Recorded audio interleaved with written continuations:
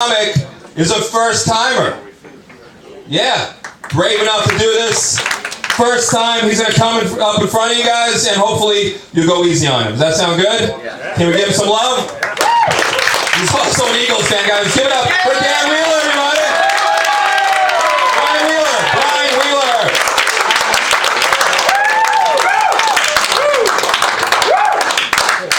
Right. Alright, so I'm going to try to be a good guy tonight. Last time I was out, not such a good guy. Out to dinner with my wife, having a great meal. Waitress is taking our order, we're having food, we're having drinks. And the manager comes over, he says, "How's it going?" I go, "It's great. I had a great time. Everything's wonderful. Got this coupon. It expired yesterday. Would you be willing to honor it?" He goes, "No problem. Just tell your waitress I said it's okay." Great. We finish the meal, waitress comes back. I go, "Hey, wait before you bring the check.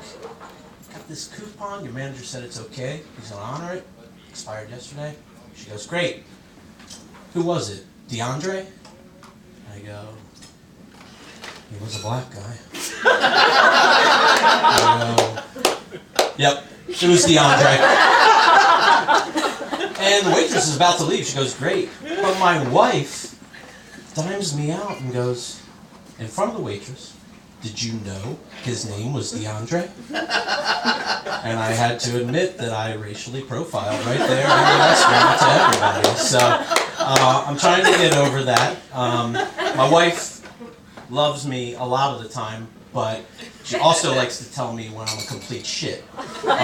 So usually when we're out socially, within the first 15 minutes, I'll hear a phrase that gets my attention. It's, "I love." I know that sounds positive, but it's not, because the next word is how. I love how.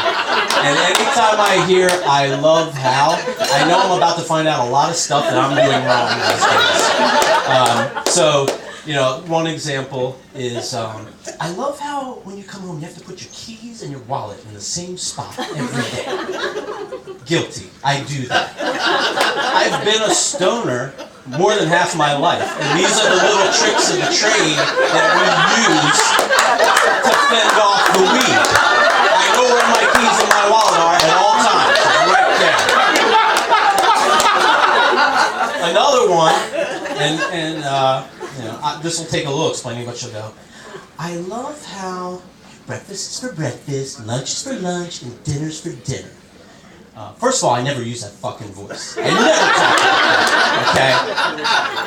But I like bacon and eggs in the morning. I don't eat it for dinner. I'm not saying I wouldn't do it, but it's not the proper time. Breakfast is for breakfast. I agree. I do live by that motto, but I don't go around spouting it out, letting people know that they should do it too. And then this is my favorite, "I love how." "I love how you have to put the correct sock on the correct foot." Again, this needs some explaining.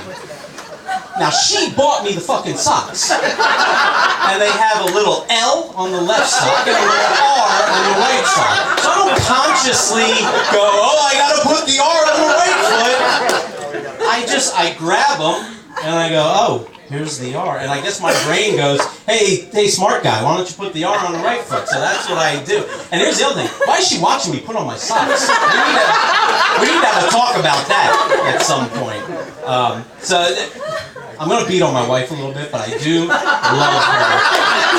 She is amazing. She's fun. This girl is a total... I can't see because of the light. She's a total 9. I mean, stunning, beautiful, so much fun. Like, I really lucked out. And I'm not a 9, as you can see.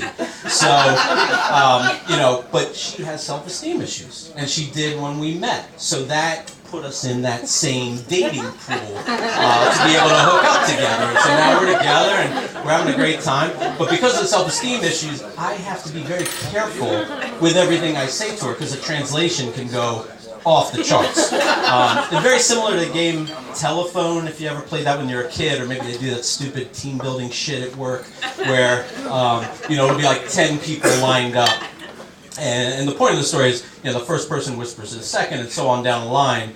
And then by the time it gets to the end, it's like totally crazy. So like maybe person one goes, "Hey, Bob's a nudnik." And then, by it gets to like the 10th person, they're like, $13.95 for chips and salsa? What the hell's going on here? And, but in my relationship at home, it's a one-to-one conversation. The words come out of my mouth, and somehow in the air, something happens to the message, and when it gets to my wife's ears, it's totally different. Give you an example. So she goes, hey, what should we have for dinner tonight? I go, how about salad? And so as that launched into the solar plexus, she goes, so I'm fat and need to go on a diet? Just suggesting salad. That's all I was doing. And then there's other times where she will just have a conversation on her own. I'm there. I don't say a word, but a conversation happens where she thinks she's getting input from me. Again, I'll give you an example. We're just in Aruba celebrating 10 years, and it was like the best time. Like we were like back to like 10 years ago when we were lustful and like we're sucking and fucking. There's daytime, there's nightcaps. Like I think we even tried a 69 at one point, but because we're older, we're like laying on our side and it looked like the F5 key. But she's feeling frisky after breakfast, and she goes, "Hey, how about I give you a blowjob?"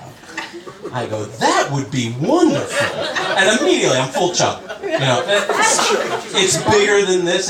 It's not DeAndre, presumably, but I'm doing okay. And before I can even get in bed and take my pants off and stuff, she starts going, "Well, I'm full from breakfast, and I'm hot, and you were sweating earlier, so I don't even know what's going on down there. And we need to get our spots at the pool." So I'm like, still full chub, and I'm like, I guess we're going to the pool. I won't get the explosion. No problem. So I brush my teeth, I put on my bathing suit, and we're about to leave the room, and she goes, "I can't believe you turned down that blowjob." I was like, "What? I didn't say a fucking word."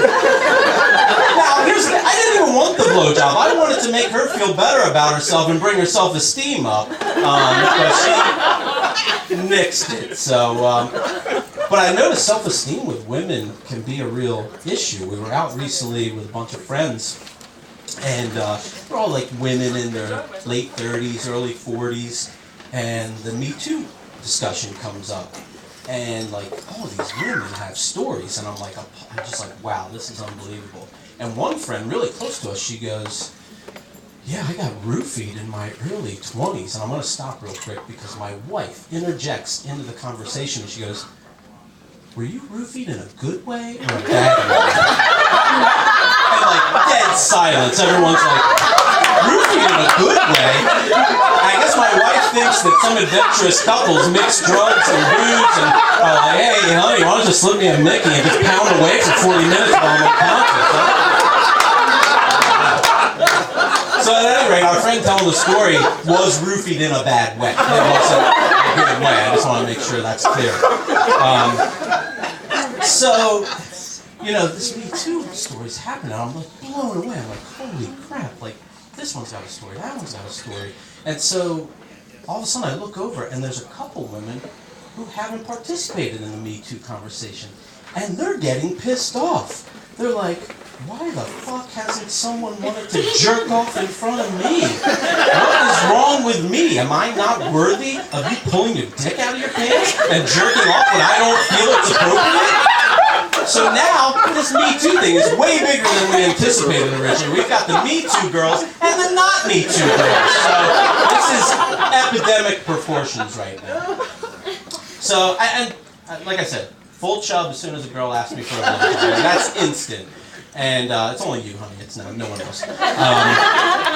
And so, like, I'm in AC one night with my best friend, and we're at a poker table, and we just start shooting the shit. We're not even paying attention to the table, and we're like, holy crap, like, I love orgasms. Like, if I could have an orgasm every day, I would. And I probably could. There's no deterring of that, but it just doesn't happen. But he goes, hey, how about right now? I'll give you $10 million, you can never orgasm again. And this is not, you can't jerk off, you're not having sex, no whores, You can't stick your dick in a hole and hope Steve's on the other side to suck you up. None of this. And I go, no. I'm taking the orgasms. I'm not taking your $10 million. And we're talking at the table out loud, so everybody else at the table, it's all men, by the way, no women. I don't even know what women would think about this. But men are like, no, I would never take the $10 million. That's crazy, And so we're having the best time. One of those nights where we're like, we got to do this again. My buddy goes, next weekend, we're doing it again. I was like, I can't do it. I got a dinner I'm hosting. I go, wait till you hear this thing. I got a buddy, his wife's vegan or gluten-free or this or that. Like, it's like the fucking A with the fucking food. Just eat a food, right? I can't give him any option that he's happy with. It's like option 1, no. Option 2, no.